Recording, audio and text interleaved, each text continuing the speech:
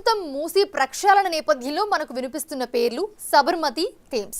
ఈ రెండింటిని సీఎం రేవంత్ సహా చాలా మంది ఎగ్జాంపుల్గా చూపిస్తున్నారు.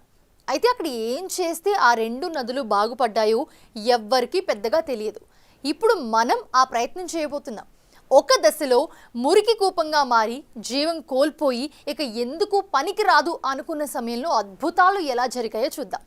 ఆ నదులకు రాజయోగం పట్టి మహర్దశ రావడానికి ఎన్నెన్ని సంఘర్షణలు జరిగాయో చూపిస్తాం.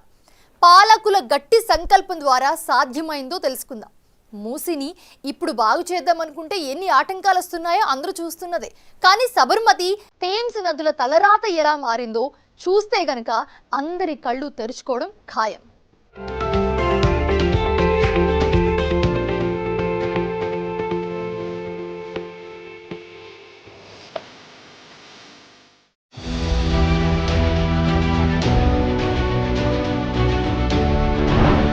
సబర్మతి, థేమ్స్ ఎలా బాగుపడ్డాయి?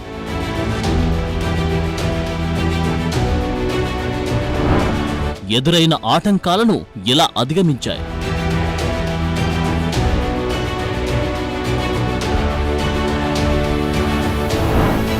అదే బాటలో మూసీ మురికి కూడా వదులుతుందా?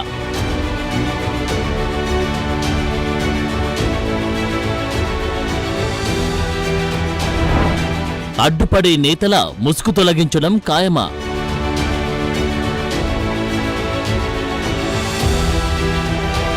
మీరు కట్టుకున్న ఇండ్ల డ్రైనేజ్ హైదరాబాదు ప్రజలు తాగునీళ్ళ కలిపి మా ఇల్లు కూలగొట్టొద్దు కాబట్టి ముసుగు దొరకడానికి మూసి కావాల్సి వచ్చిందా మీకు? సవాళ్ళెన్ని వచ్చినా సర్కార్ ఇక ముందుకేనా?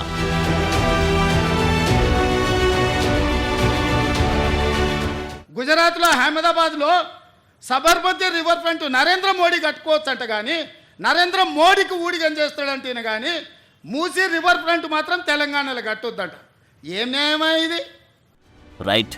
సీఎం రేవంత్ పదే పదే సబర్మతి గురించి చెబుతున్నారు. అదే విషయం ఎందుకు గుర్తుకు చేస్తున్నారని అంతా అనుకోవచ్చు. కానీ అది తెలుసుకోవడం అందరి బాధ్యత కూడా. అహ్మదాబాద్ మధ్యగా ప్రవహించే సబర్మతి నది ఒకప్పుడు అచ్చం మన మూసీ నది మాదిరిగానే ఉండేది. మన హైదరాబాద్లో ఎలాగైతే మూసీ మధ్య నుంచి ప్రవహిస్తుందో అలాగే అక్కడ కూడా. కానీ సబర్మతి దశ మాత్రం తిరిగిపోయింది. కాదు, దశ తిప్పేశారు. సంకల్పం గట్టిదైతే పని జరుగుతుంది అని మోడీ అనుకున్నారు. సబర్మతిని అందమైన నదిగా మార్చేశారు. మన దగ్గర కూడా మూసీ నది దశ మార్చాలని సీఎం రేవంత్ రెడ్డి గట్టి పట్టుదలతో ఉన్నారు. నదితో పని ఏముంది, ఏం వస్తుంది అనుకోవద్దు. జలవనరుల చుట్టూనే నాగరికత ఉంటుంది. పల్లెలైనా, పట్టణాలైనా, నగరాలైనా ఏదో ఒక నది, చెరువు ఆదరువుగా ఏర్పడ్డవే, విస్తరించినవే. వీటిని, పర్యావరణాన్ని వేరు చేసి చూడలేం. అందుకే అంత ప్రాధాన్యం. ఇదే అందరూ అర్థం చేసుకోవాల్సిన విషయం.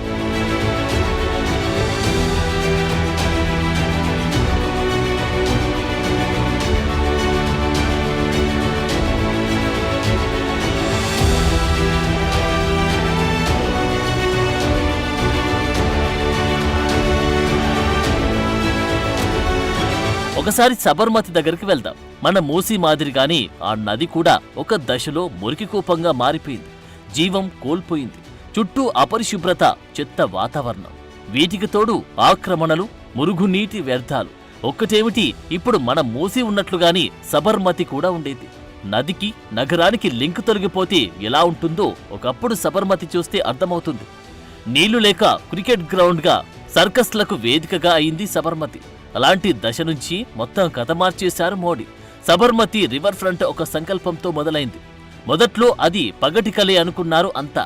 ఒక అడుగు ముందుకు పడితే 3 అడుగులు వెనక్కి పడుతుందన్నారు. అయ్యేది కాదు, పోయేది కాదన్నారు. కానీ అసాధ్యం సుసాధ్యమైంది. ఎలా జరిగిందో చూద్దాం.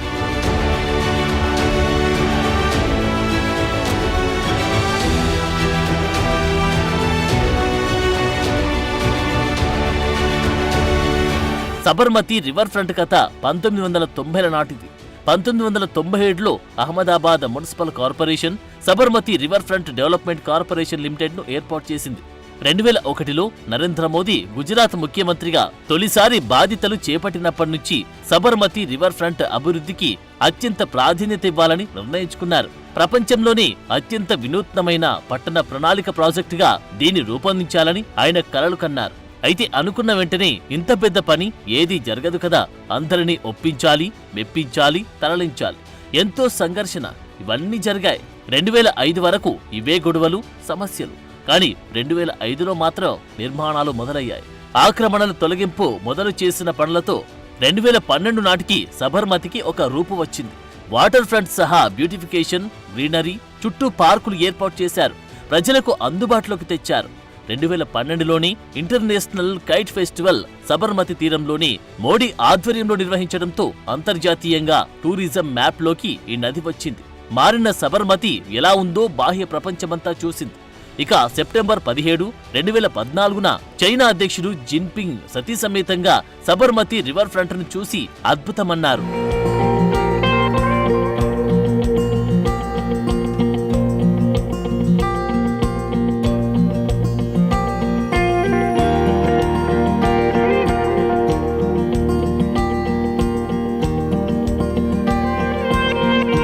పర్యావరణ మెరుగుదల, సామాజిక మౌలిక సదుపాయాలు, అలాగే స్థిరమైన అభివృద్ధి లక్ష్యంగా సబర్మతి రివర్ ఫ్రంట్ జనానికి అందుబాటులోకి వచ్చింది. నదికి రెండు వైపులా గోడలు ఏర్పాటు చేశారు. వరదలు వస్తే లోతట్టు ప్రాంతాలు మునిగిపోకుండా తీర్చిదిద్దారు. అలాగే మురికి నీళ్లు, పారిశ్రామిక వ్యర్థాలు సబర్మతిలో కలవకుండా కొత్త సీవేజ్ ట్రీట్మెంట్, అలాగే వరద నీటి ప్రవాహం కోసం మరిన్ని ఏర్పాటు చేశారు. దీంతో మురికి నుంచి సబర్మతికి విముక్తి కలిగింది. సబర్మతి రివర్ ఫ్రంట్ కల సాధ్యం చేయడానికి ఆక్రమణలకు గురైన 501 ఎకరాలను స్వాధీనం చేసుకున్నారు. ఈ స్వాధీనం చేసుకున్న భూమిలో 85% ల్యాండ్ను ప్రజలకు మౌలిక సదుపాయాలు, వాకింగ్ ట్రాక్, పార్కుల వంటి వాటికి కేటాయించారు. మరో 15% వాణిజ్య అవసరాలకిచ్చారు.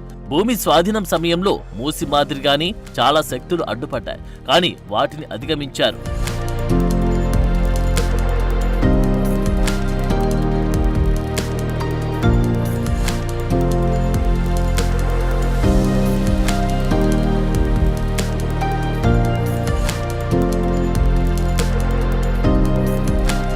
ఆగస్టు 2022లో రివర్ ఫ్రంట్ ను మరింత ఆకర్షణీయంగా మార్చేలా పాదాచారుల కోసం అటల్ బ్రిడ్జిని ప్రారంభించారు.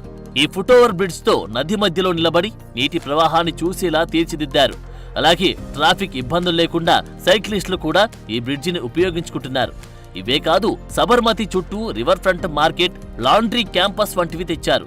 వెండింగ్ ప్లాట్ఫామ్లు ఏర్పాటు చేయించారు. నగరంలో పచ్చదనం పెంచేందుకు SRFD ప్రాజెక్టు ద్వారా 1,00,000 మొక్కలు నాటారు. బ్యారేజ్ కమ్ బ్రిడ్జ్ ప్రణాళికలతో ఎయిర్పోర్ట్ కు అహ్మదాబాద్ లో ఒక చోటు నుంచి మరో చోటికి ఈజీగా వెళ్లేలా తీర్చిదిద్దారు.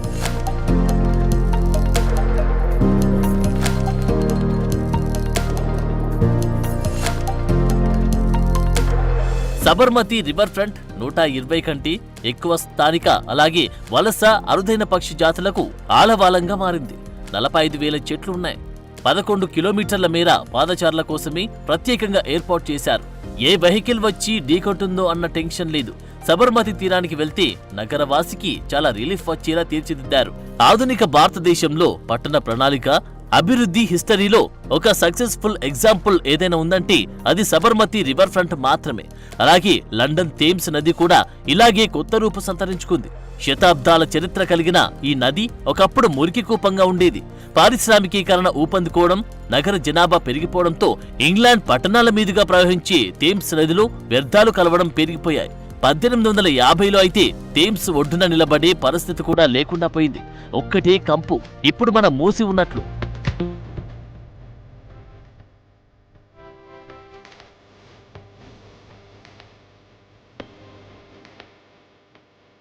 కానీ దాని సంకల్ప బలంతో దాని కథను మార్చేశారు పాలకులు. థేమ్స్ యాక్షన్ ప్లాన్ షురూ చేశారు. లండన్లోకి ఎంట్రీ అవుతున్నప్పుడే వరదల దాటి నుంచి రక్షణ కల్పించేందుకు భారీ థేమ్స్ బ్యారియర్ నిర్మించారు. మన మూసీకి ఉస్మాన్ సాగర్, హిమాయత్ సాగర్ జంట జలాశయాలు ఉండడంతో హైదరాబాద్ కు పెద్దగా వరద ముప్పు లేదు. ఒక సమస్యను గతంలోనే మన వాళ్ళు సాల్వ్ చేశారు మన దగ్గర. థేమ్స్ రెండు వైపులా రిటైనింగ్ వాల్స్ నిర్మించారు. వరద వచ్చినా తట్టుకునేలా తీర్చిదిద్దారు. బ్రిడ్జిలు కట్టారు. పాదచారుల కోసం ఏర్పాట్లు చేశారు. నదిలో బోటింగ్ కూడా ఉంటుంది. థేమ్స్ ప్రవాహం అంతా చుట్టూ చెట్లు, పార్కులతో ఒక రిలీఫ్ సెంటర్ గా ఉంటుంది. సివరేజ్ కోసం ప్రత్యేక నెట్వర్క్ రెడీ చేశారు. మురికి కలవదు. శుద్ధి అయిన నీటిని మొక్కలకు పోసేలా అంతా ఓ పకడ్బందీగా ప్రణాళికబద్ధంగా ఉంటుందక్కడ. సో అటు సబర్మతి, ఇటు థేమ్స్ ఈ 2 ఎగ్జాంపుల్స్ చూశాక, ఆ నదులు ఇప్పుడు కలకలలాడుతున్న దృశ్యాలు చూశాక మూసి మారడమా వద్దా అన్నది హైదరాబాదీలే నిర్ణయించుకోవాలి.